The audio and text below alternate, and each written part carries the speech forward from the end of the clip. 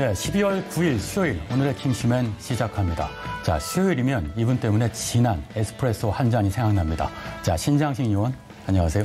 네, 안녕하세요. 네, 커피 반갑습니다. 정말 좋아하시죠? 예, 네. 커피 좋아하는데요. 요즘 뭐 에스프레소 그러면 쓴맛만 생각을 하시는데 사실은 에스프레소에도 단맛, 신맛 다 있고요. 여기에 네. 달콤한 맛을 곁들이고 싶으시다면 아포가토, 아이스크림을 하나 올려서 네. 드셔보시면 요즘같이 입맛이 쓴 시절에도 네. 좀 쓴맛, 단맛을 함께 느껴보실 수 있지 않을까 싶습니다. 진짜 전문가시네요. 예.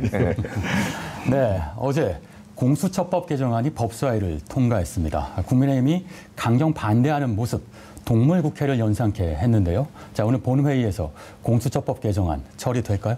오늘은 사실상 어렵지 않을까 싶은데요. 왜냐하면 지금 국민의힘에서 필리버스터를 예고를 했고 필리버스터를 약 20개 법안에 대해서 실행할 수 있다라고까지 얘기를 했어요. 그러면 네. 이제 저희들이 작년에 패스트트랙 때 봐서 알겠지만 필리버스터가 진행이 되면 회기를 쪼개서 임시국회를 다시 소집을 한다든지 또는 24시간 동안 하나의 안건에 대해서는 24시간 동안 필리버스터를 하고 180석 이상이 찬성을 하면 이 필리버스터를 강제로 종료시킬 수 있습니다. 네. 그래서 20개 법안에 대해서 전부 다 필리버스터를 한다면 사실은 하루에 하나씩밖에 처리를 못하게 되기 때문에 20일이 걸릴 수도 있다, 최장. 네. 그런데 그렇게까지 하기에는 여론의 부담 그리고 국민의힘 의원들의 체력 이런 것까지를 고려해 봤을 때 네. 그래도 올해 안에는 공수처법을 비롯해서 다양한 쟁점 법안들이 모두 통과가 되지 않을까 싶습니다.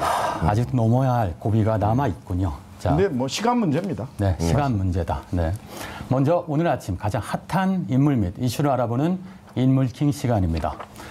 첫 여성 서울시장 탄생, 윤석열, 한동훈 매일 통화, 세 번째 민경욱, 김진태 결국 물갈이입니다.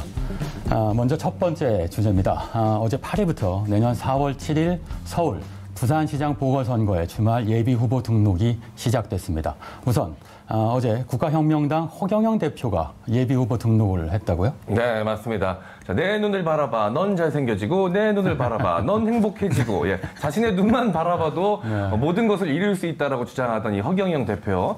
자신의 눈은 자신이 바라볼 수 없기 때문일까요? 예, 이 선거에 나올 때마다 결과가 좋진 않았습니다. 이번에 서울시장 보궐선거에 예비후보로 등록을 했는데요. 총 4명의 후보가 첫날 등록을 했는데 그중 1명이었습니다. 자, 이 선거 잔혹사라고 해야 될까요? 허경영 대표 2007년 대선에 후보로 나왔다가 했던 발언이 문제가 돼서 허위사실 유포죄로 18개월의 실형을 살았었고요.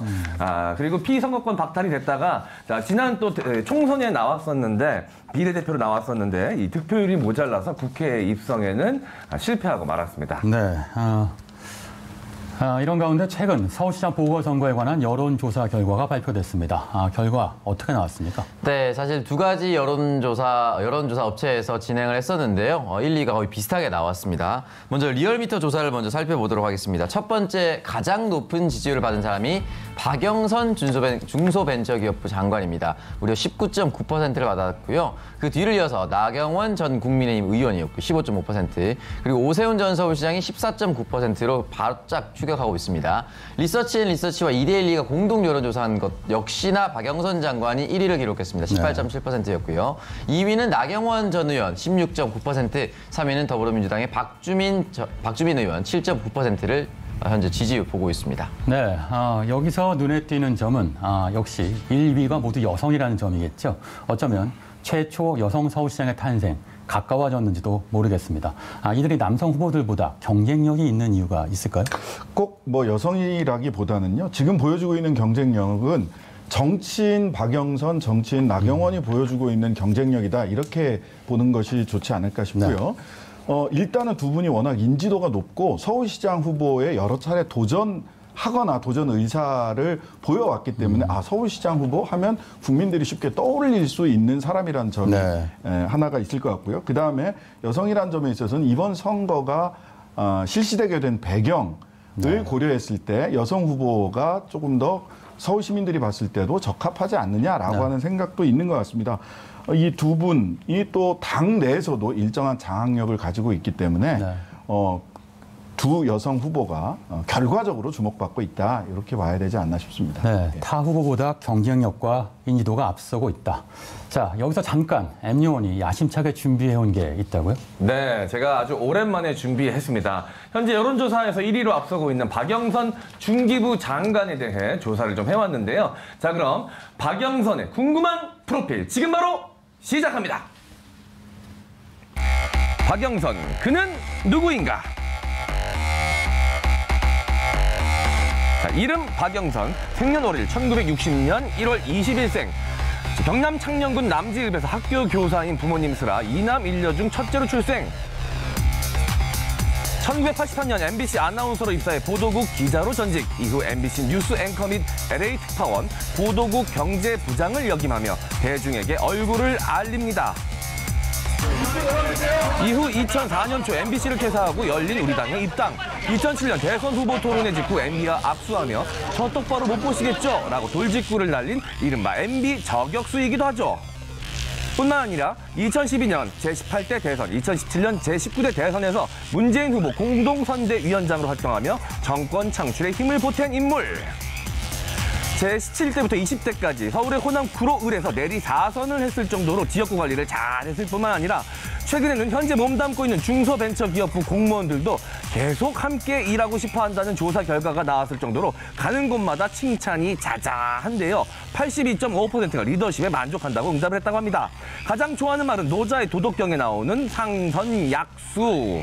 즉 최고의 선은 물과 같다는 구절로 흐르는 물처럼 세상을 선하고 이롭게 하기 위해 정치를 한다는 박 장관.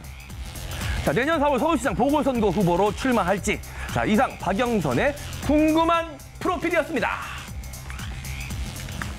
네, 오랜만에 MC 장원의 궁금한 프로필 잘 봤습니다. 인상적인 부분이 바로 MB 면전에 돌직구를 날렸던 MB 저격수라는 대목인데요. 뿐만 아니라 재벌 저격수로도 아주 유명하죠. 지난 이건희 회장 빈소를 방문했을 때도 기자들 앞에서 재벌 개혁을 외치지 않았습니까?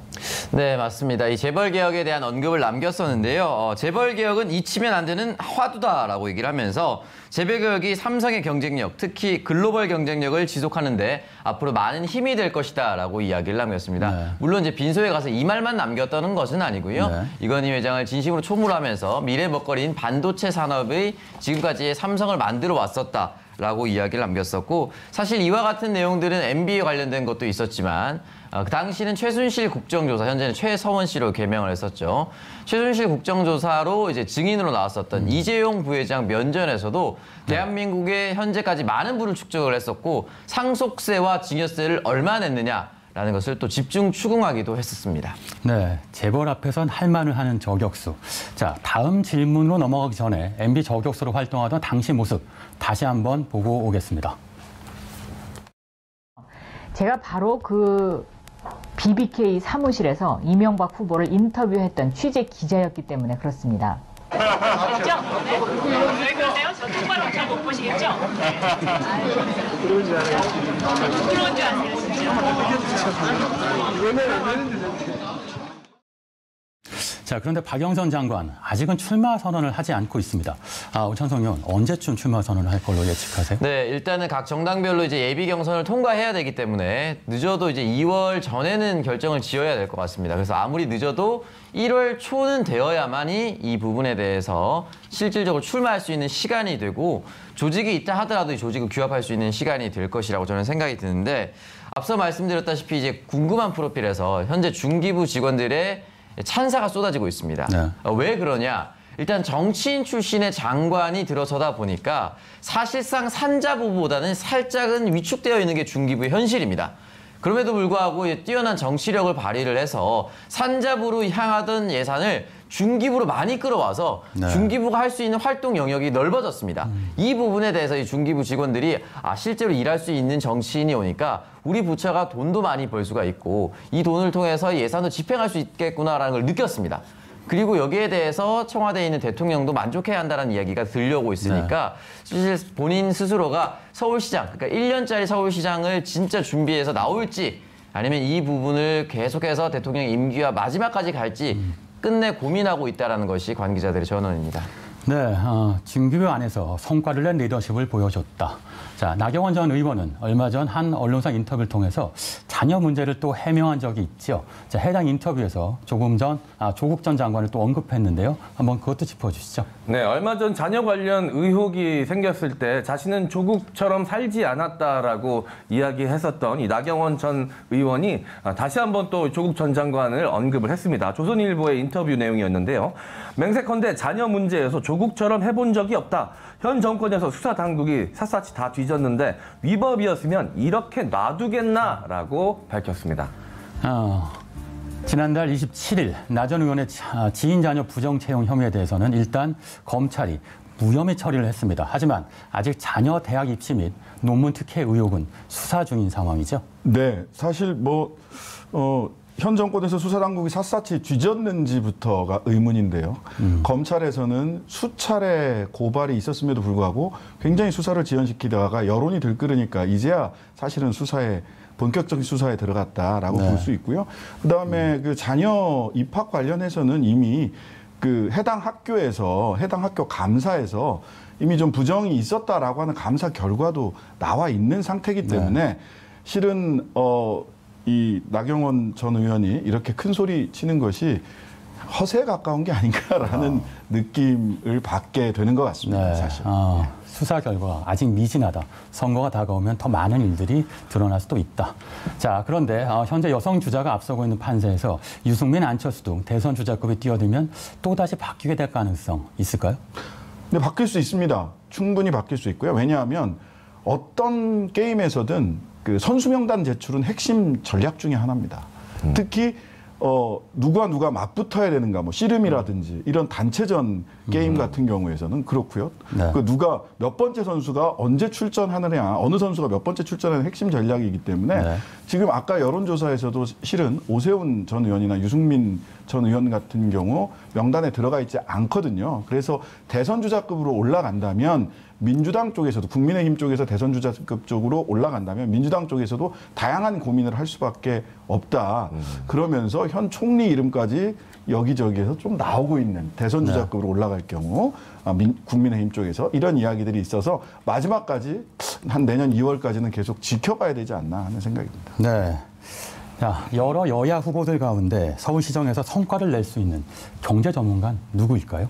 자, 두 번째 주제입니다. 박은정 법무부 검찰 담당관이 감찰위원회에서 한동훈 검사장과 윤석열 검찰총장 부부 사이의 통화 내역을 공개해 파장이 일고 있습니다. 먼저 당시 상황에 대해서 설명을 부탁드립니다. 네, 박은정 법무부 감찰 담당관이 이제 수사한 내역이 공개가 됐다라고 표현하는 것이 정확할 것 같습니다. 이 내용은 한동훈 검사장이 올 2월부터 4월까지 윤석열 총장과 매일 수차례 통화를 했고 윤석열 총장 부인과도 수시로 통화를 하고 문자 메시지를 수백 통 주고받을 정도로 최측근이라는 것이 확인이 됐다라고 설명한 것으로 알려졌습니다. 또한 이 법무부 감찰 기록에는 한동훈 검사장이 윤석열 총장 부인과 카카오톡 메시지를 200여 차례 주고받았다는 이 통신 기록 조회 내용도 함께 포함된 것으로 전해진다라고 동아일보가 보도를 했습니다. 네, 올해 4월이면 3월 31일 MBC에서 채널A 이동재 기자와 한동훈 검사장의 검언 유착 의혹이 보도된 직후 아닙니까? 그럼에도 매일 수차례 통화를 했다. 어떤 이야기가 오갔을까요? 글쎄요, 뭐 쉽게 예단할 수는 없습니다만은 두 가지 측면을 봐야 될 것 같습니다. 지금 말씀하신 대로 시기. 그렇다면 그 시기에 빈번한 통화했을 때 매일 아침 안부 묻느라고 아침에 잘 일어나셨습니까? 이런 얘기 하려고 통화를 하지는 않으셨을 거 아니에요?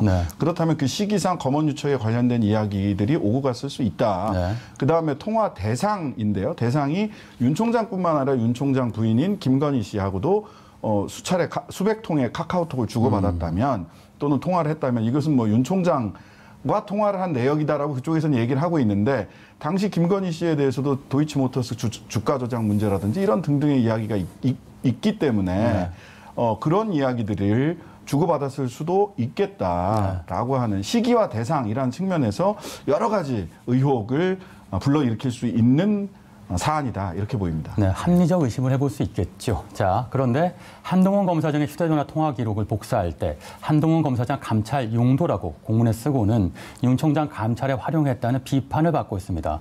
통신비밀보호법 위반 논란이 일고 있는데요. 박은정 담당관이 이에 대해 적법하게 수집한 자료라고 주장하고 있는데 요거 네. 꼭 짚어주세요. 예, 이 통화 내역을 입수한 경로에 대해서 논란이 일자 박은정 법무부 감찰 담당관은 바로 해명을 했습니다.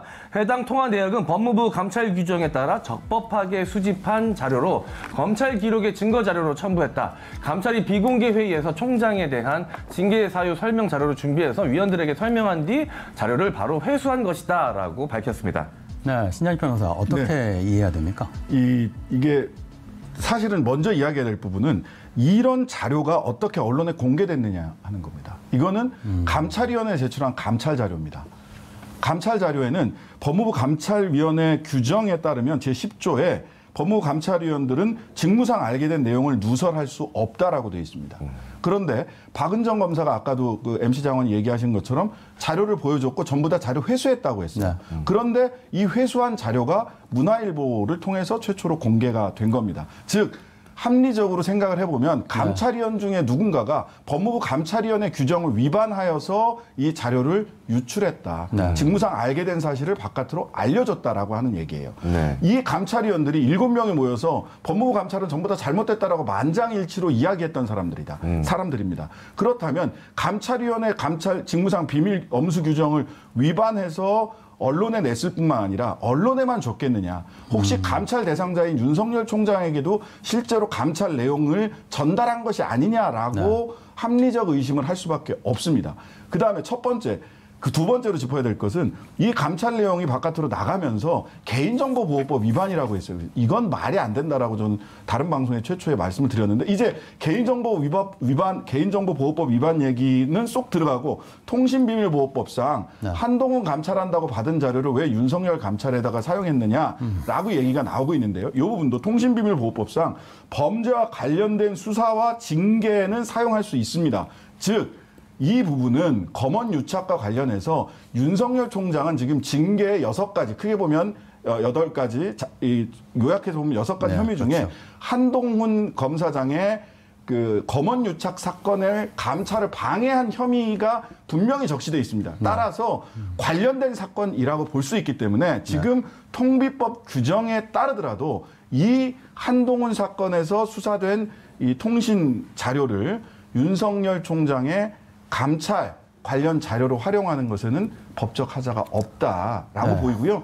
트집 잡기입니다. 트집 잡기다. 그리고 또 다른 검언 유착 의혹일 수도 있다. 이 말씀입니다. 자, 한동훈 검사장은 맥락 없다 비판하고 나섰는데요. 윤 총장 측 역시 감찰방해 증거되지 않는다. 이렇게 비판하고 있죠. 네, 먼저 한동훈 검사장이 밝힌 입장 먼저 전달해 드리도록 하겠습니다. 한동훈 검사장은 현재 공판이 진행 중인 주요 사건을 같이 해서 평소 통화가 많은 것은 당연하다. 이를 감찰위에서 맥락 없이 들이댔다는 게 황당하다라고 밝혔고요.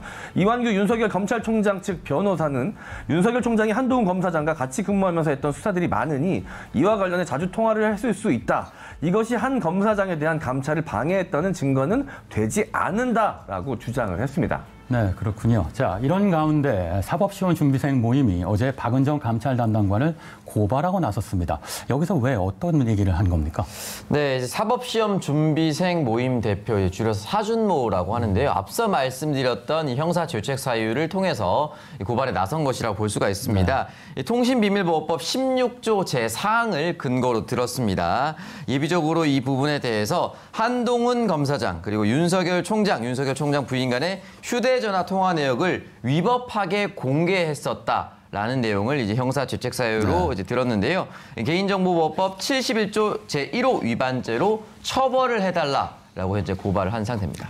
네, 정치 공동체, 윤 총장과 한 검사장의 관계를 말하는 표현이 아닐까요? 자, 세 번째 이슈로 넘어가 보겠습니다. 지난 7일 국민의힘 당무감사위원회가 원외 당협위원장 138명 중 49명을 교체해야 한다고 당 비상대책위원회에 권고했습니다. 자, 누가 포함됐습니까? 네, 이름만 들어도 다 알 수 있을 법한 인지도 있는 인물도 포함이 되어 있습니다. 먼저 선거 무효 소송을 제기했었던 민경욱 전 의원이 들어가 있습니다. 현재 인천 연수을 당협위원장이고요. 김진태 전 의원, 그리고 전희경 전 의원, 그리고 김소연 대전 유성을 당협위원장입니다. 함께 인천시장을 지냈었던 안상수 전 의원, 그리고 바른미래계 안철수계라고 불릴 수도 있죠. 장진영 당협위원장과 김삼화 당협위원장 역시 포함되어 있고요. 당협위원장 전체 중에 35.5%가 이 교체 권고를 받은 것으로 알려졌습니다. 네, 3분의 1가량이 교체가 되는 거군요. 자, 해당 원외위원장들의 반발 거셀 수밖에 없겠죠. 특히 민경욱 전 의원은 자신의 SNS에 친명을 토로했는데요. 내용 전해주시죠. 네, 민경욱 국민의힘 전 의원, 현재 인천 연수울 당협위원장입니다. 자, 본인의 SNS에 7번 당적을 바꾼 사람이 나를 자르겠다는 건가? 그 이유나 한번 들어보자. 사실이 아니길 바라지만 김소연, 김진태, 전희경과 함께라면 잘 싸우던 사람들만 솎아낸다는 소리라서 오히려 훈장처럼 느껴진다라고 의견을 밝혔습니다. 네, 민경욱, 김진태 전 의원은 지난 9월 개천절을 앞두고 개천절 집회를 드라이브 스루로 열자고 주장해 대중의 비난을 받은 바 있잖아요.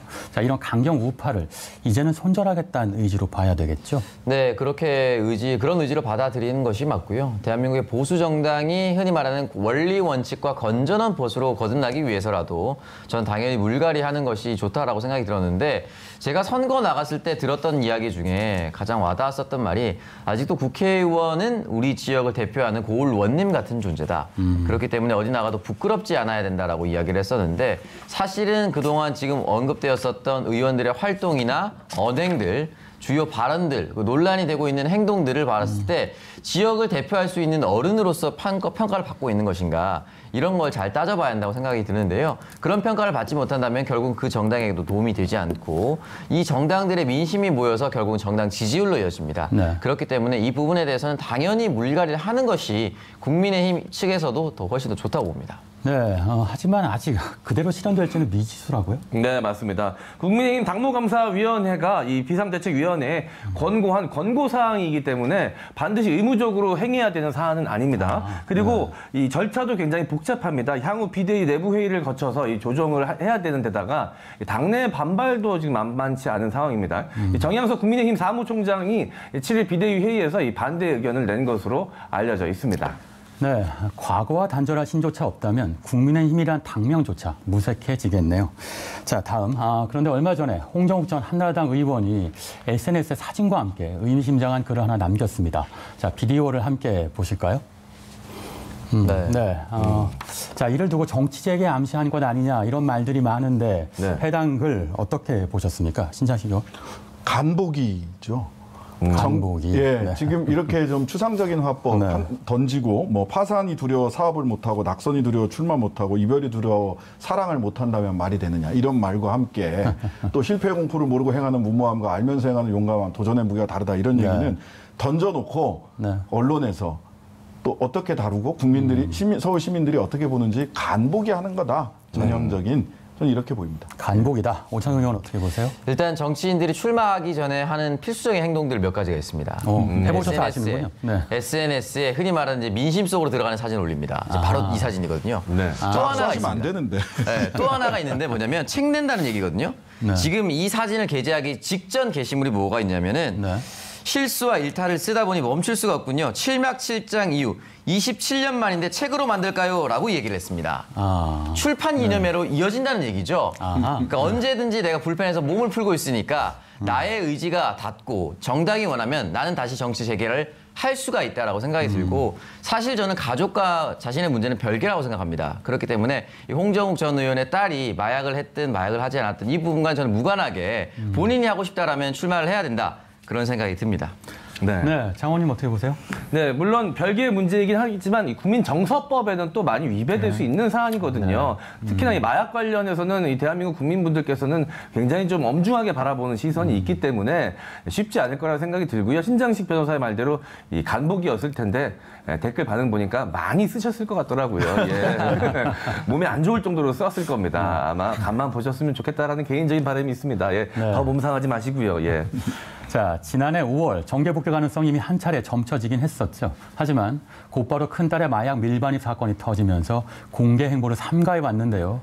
이뿐만이 아니라 배임 혐의도 고소된 상태라고 하는데 이것도 한번 짚어주세요. 네, 올해 8월 26일 날 그 지인이 특경가법상 특정 경제범죄 가중처벌법상 배임으로 고발을 했어요. 왜냐하면 배임 액수가 약 200억 가까이 네. 되기 때문에 300억 정도 되네요. 배임 300억 이요? 액수가. 오, 예. 네. 근데 이게 이제 그 뭐냐면 헤럴드 사옥을 2005년 3월 달에 본인이 회장으로 있던 헤럴드 사옥을 285억 원에 명동타워라는 곳에 매각을 합니다. 그런데 명동타워라는 곳이 1년도 안 돼서 화이자에다 580억 원에 매각을 해요, 다시.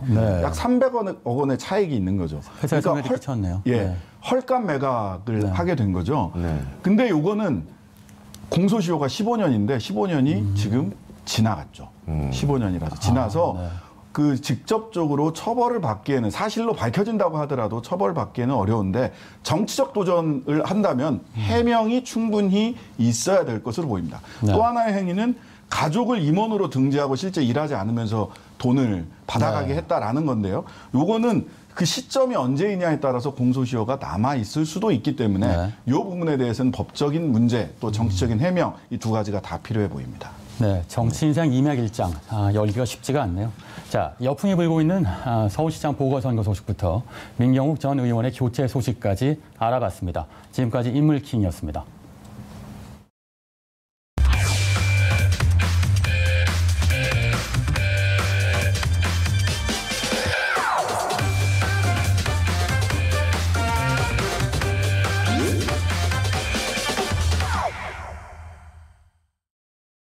네, 킹슈맨의 브로맨스 담당 저 MC 장원과 오창석 요원의 찰떡 같은 케미를 보여드리겠습니다. 티키타카 뉴스 오늘의 주제 공개합니다.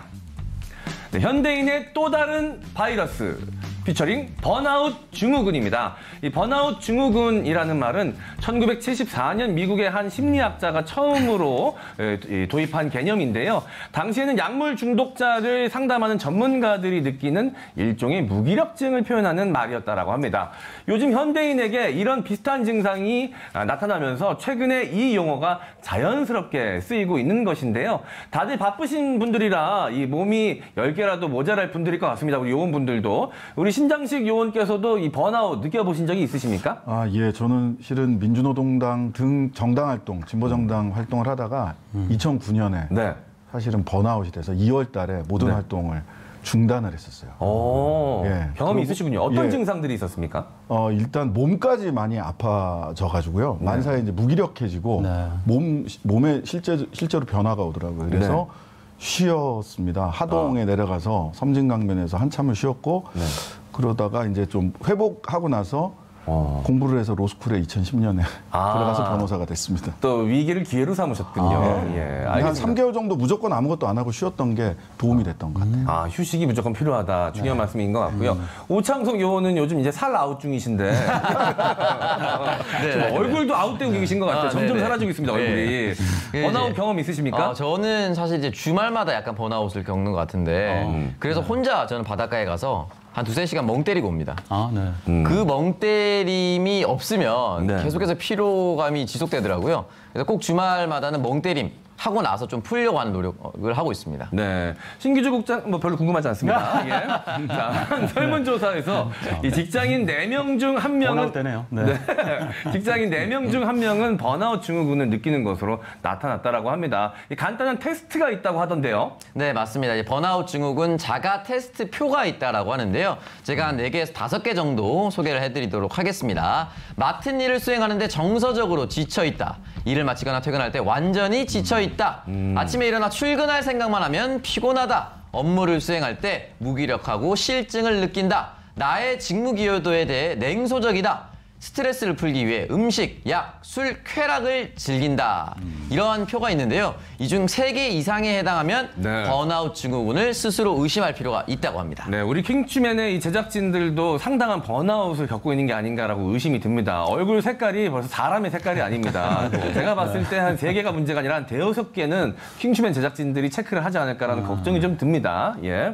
자, 이 테스트를 하시는 분들 대다수가 3개 이상은 나오지 않을까 싶은데요. 이 번아웃 증후군 단순히 무기력해지는 것 말고도 또 다른 증상이 나타나기도 한다고요? 네, 맞습니다. 이제 감정의 기복 역시나 굉장히 심해진다라고 하는데요. 쉽게 짜증이 나거나 작은 일에도 화가 난다. 라고 이야기를 하고 있습니다. 또 신체적으로는 만성 두통, 소화 불량 증세가 나타나기도 하고요. 이 번아웃 증후군은 뇌가 과로해지는 것이기 때문에 이 건망증이나 불면증을 호소하기도 한다고 합니다. 또 심하면 극단적인 선택을 하는 경우도 있다고 하니까 좀 제때제때 풀어내는 것도 굉장히 중요하다고 볼 수가 있습니다. 네, 이 대중의 인기를 먹고 사는 이 연예인 스타들 역시 번아웃 증후군으로부터 자유롭지 못할 것 같은데요. 어떻습니까? 네, 지금 대중적으로 많이 알려진 방탄소년단, 이 방탄소년단의 진과 뷔, 그리고 홍석천 씨, 정혜인 씨 등도 이 번아웃 증후군에 대해서 자신의 심경을 토로했었는데요. 먼저 방탄소년단 멤버 진 씨는 지난 12월 3일 공식 블로그와 트위터 계정에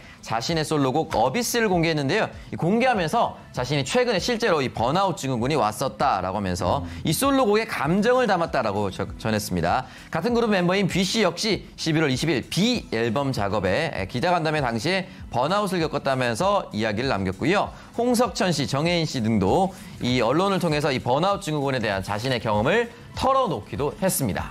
네, 이 번아웃 증후군이 찾아왔을 때 어쨌든 해소를 해야 할 것 같은데 일을 안 하는 게 가장 건강에 좋겠지만 현실적으로는 좀 어려운 부분들이 많이 있습니다. 그렇다면 어떻게 극복하는 것이 좋을까요? 네, 그렇습니다. 누구도 업무로부터 쉽게 탈피할 수는 없습니다. 그렇기 때문에 가장 중요한 것이 워라밸이라고 볼 수가 있습니다. 그냥 라이프 밸런스라고 볼 수가 있는데요. 적절히 일을 하지 않는 시간에 충분히 휴식하는 방법, 나는 어떻게 하면 휴식을 충분히 취할 수 있다. 네. 그리고 취미 생활을 통해서 다시 한 번 더 자신의 삶을 리프레시하는 방법, 이런 것들을 꼼꼼히 체크해서 내가 조금 지쳐있다라고 했을 때 다시 활력을 북돋을 수 있도록 스스로 자가 진단을 하고 다시 한번 마음을 다 잡아야 될 것 같습니다. 네, 자, 짧게라도 자신을 위한 휴식을 갖는 것이 정신적, 육체적 건강에도 좋을 것 같습니다. 자, 지금까지 MC 장원과 오창석의 티키타카 뉴스였습니다.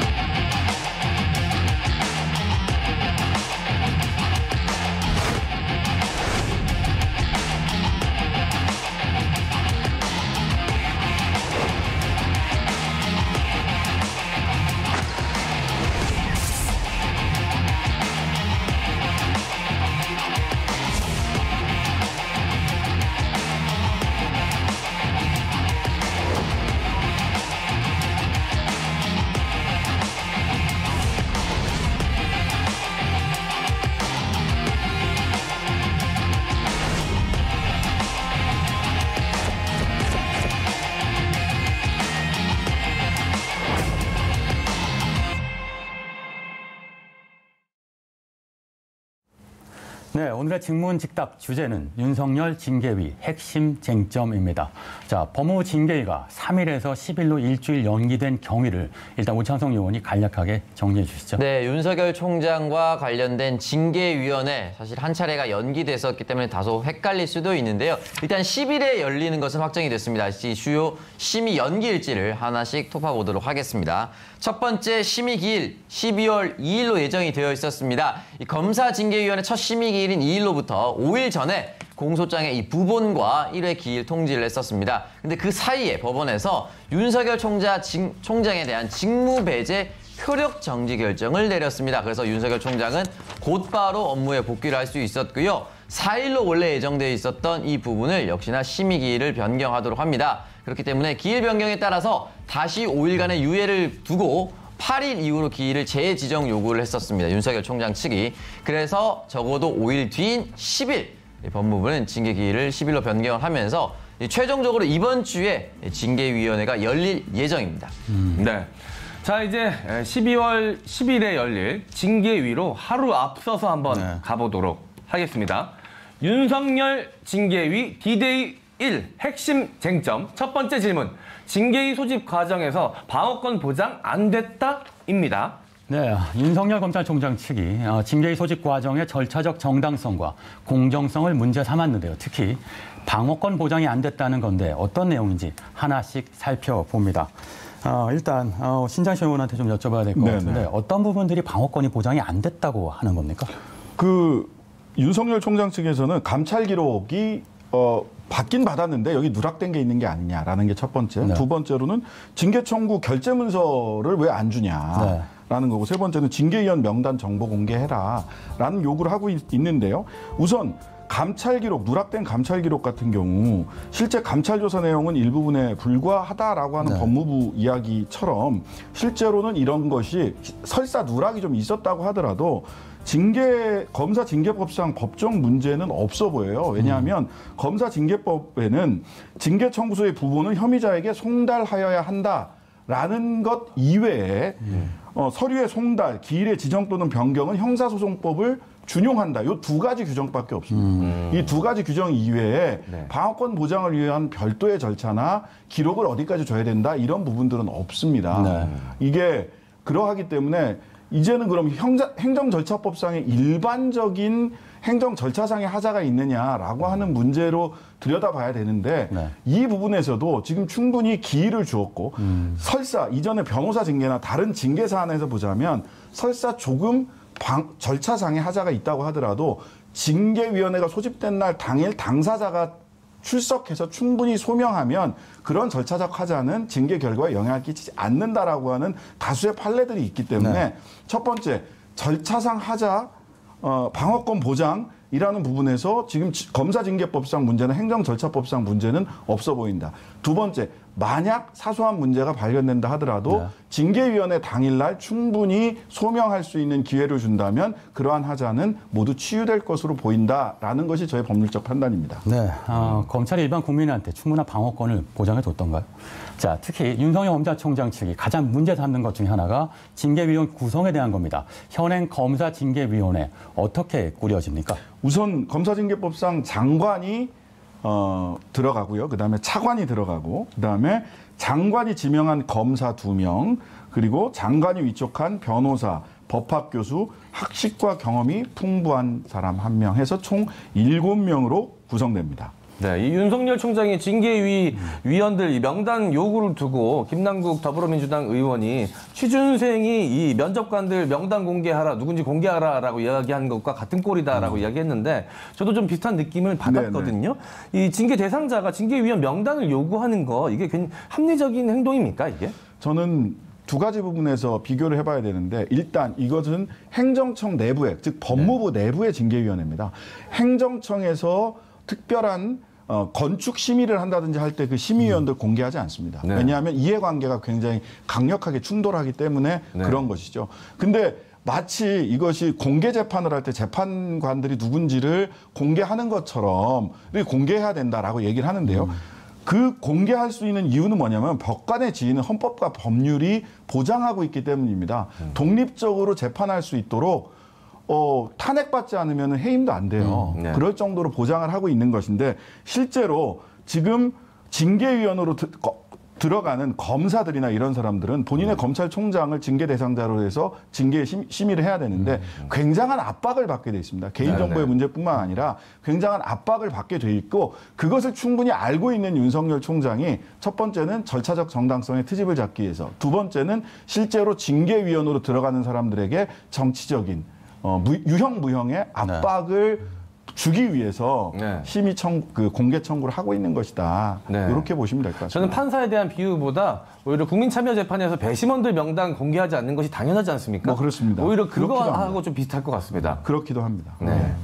저는 이제 고기영 차관 건과 관련돼서 말씀드리고 싶은데 결국 고기영 차관이 중도 사퇴했었던 이유가 이 결과에 대한 책임 그리고 아주 개인적으로 봤을 때는 자신의 개인에 대한 미래 두려움이라고 저는 생각이 듭니다. 이 검찰 개혁과 관련된 부분 그리고 현직 윤석열 총장에 대한 징계위원회를 꾸리는 부분에 있어서 본인이 이 검찰의 옷을 벗고 났을 때 미래의 다른 사람들이 나를 어떻게 볼 것인가에 대한 압박도 충분히 느꼈다라고 생각이 듭니다. 그렇기 때문에 검찰에 있는 차관도 이런 압박을 느끼는데 차장검사도 이렇게 압박을 느끼는데 징계위원회 위원이라고 압박을 느끼지 않을 수는 없습니다. 그렇기 때문에 저는 오히려 이 사람들을 보호하기 위해서라도 이 명단을 공개를 하면 안 된다고 생각이 듭니다. 네, 윤석열 징계위 D-Day 하루 전 핵심 쟁점 두 번째 질문입니다. 검찰총장 징계권 헌법의 위배입니다. 네, 윤석열 총장 측은 지난 4일 현행 검사징계법 조항에 대해 헌법소원과 함께 효력정지 가처분 신청도 냈습니다. 정확히 어떤 조항을 문제 삼은 건지 짚어주세요.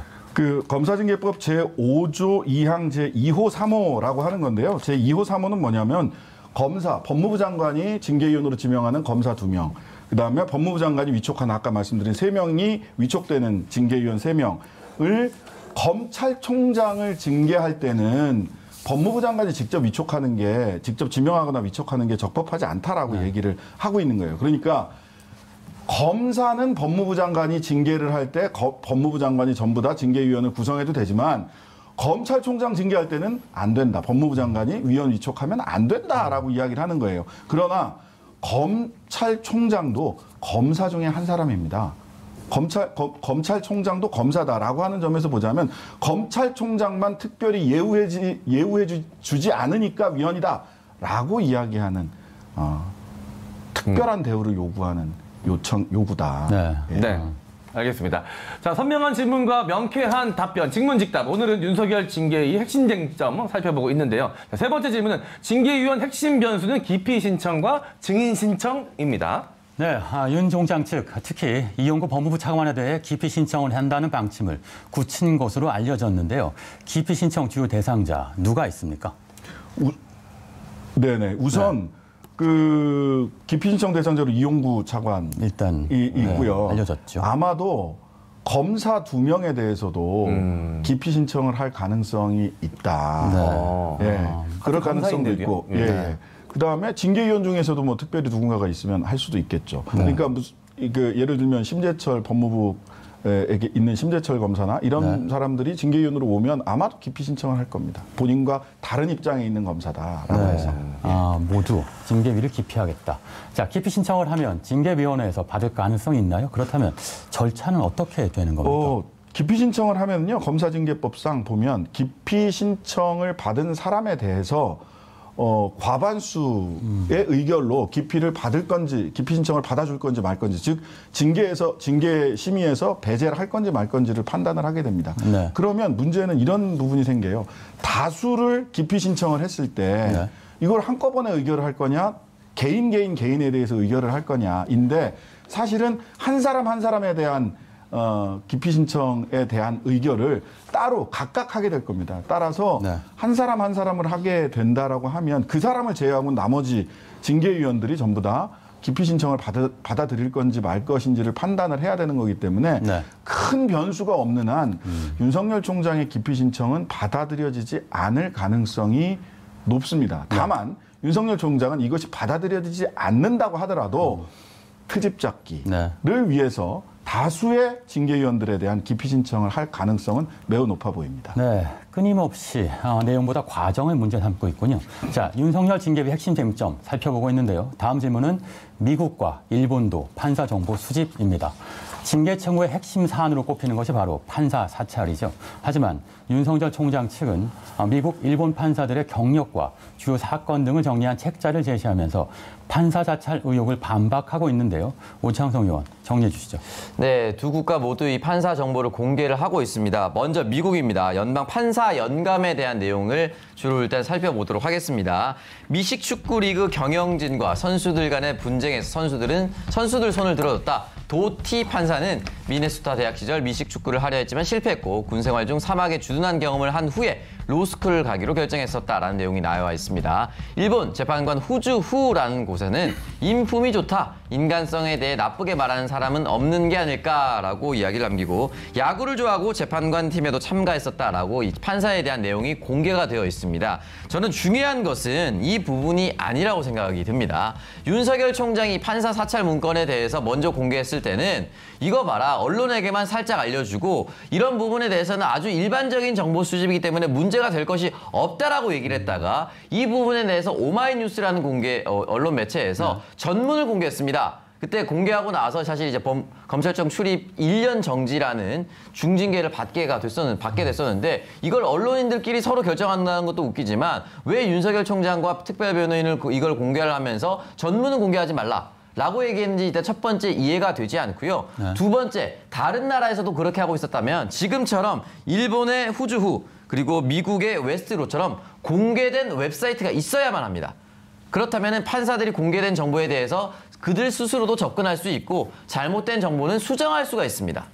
근데 이 부분에 대해서는 그런 공식 사이트에 게재된 바가 없습니다. 네. 그리고 그 정보를 수집하는 데 있어서 정보를 어떻게 취득했느냐, 우리가 독과수 이론이라고 하지 않습니까? 네. 독수독과라고 얘기를 하는데 어떤 경로로 이 정보를 얻었는지 알 수가 없습니다. 그렇기 때문에 이런 부분이 앞서 말씀하셨던 두 국가와 현재 우리나라의 차이점이라고 볼 수가 있습니다. 네, 정보를 독점해놓고 공개된 정보라고 얘기하는 것 어불성설일 수 있겠네요. 자, 이런 가운데 어제 김어준의 뉴스공장에서는 판사 자차를 판사 정보 수집 정도로 취급하려는 일부 언론들을 비판하기도 했는데요. 내용 들어보시죠.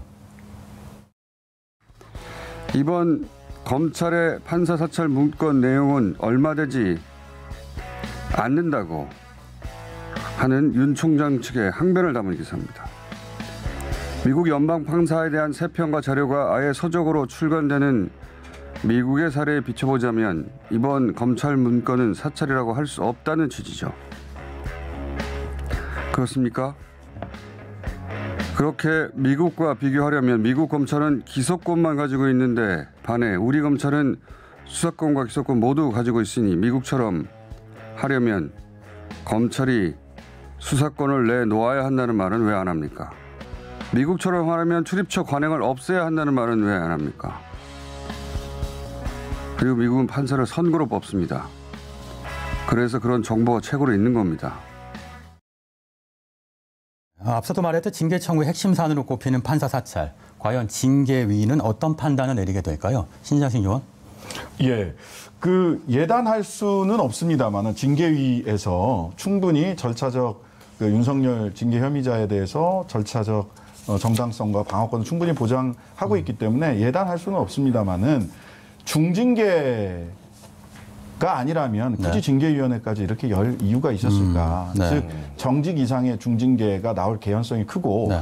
국민들이 이 사태가 빠르게 종결되기를 바랍니다. 그러면 빠르게 종결될 수 있는, 즉 정직의 경우는 이 사태가 종결되기가 되게 어려운 상황이 되거든요. 네. 정직이 되면 차장검사가 직무대행을 하게 되는데요. 네. 이렇게 되면 사실상 수렴청정처럼 그렇죠. 윤석열 현 총장이 차장검사, 지금도 조남관 차장검사가 윤석열 총장의 뜻을 받아서 몇 가지 일들을 지금 하고 있거든요. 그래서 이런 사태를 장기화시키기보다는 밤새 또는 연달아서 징계위를 개최하는 한이 있더라도 이 사태를 종결시킬 수 있는 해임이나 면직 처분을 내릴 가능성이 높은 것이 아닌가 이렇게 판단됩니다. 네, 빨리 종결해야 한다. 자, 지금까지 윤석열 징계위 D-1 핵심 쟁점 짚어봤습니다.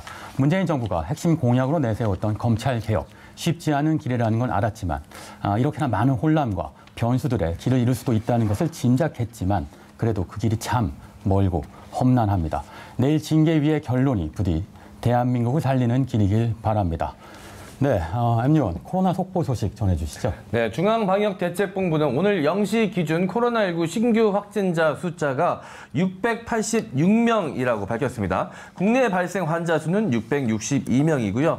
서울 발생 264명, 누적 확진자 숫자는 39,432명이고요. 2월 말 이후 최대 수치를 기록했습니다. 이 코로나19 3차 대유행이 무섭게 확산되고 있습니다. 어제 영국이 세계 최초로 백신 접종을 시작했고요. 우리나라도 4,400만 명분의 백신을 확보해 내년 상반기부터 접종이 시작될 것이라고 보건복지부의 발표가 있었습니다. 하지만 코로나19 백신 접종까지는 거리 두기와 방역이 최선이라는 점 잊지 말고 적극 동참해야겠습니다. 네, 오늘의 킹슈맨 마무리할 시간입니다. 저희는 내일 오전 9시에 다시 찾아오겠습니다. 함께해 주신 여러분 고맙습니다.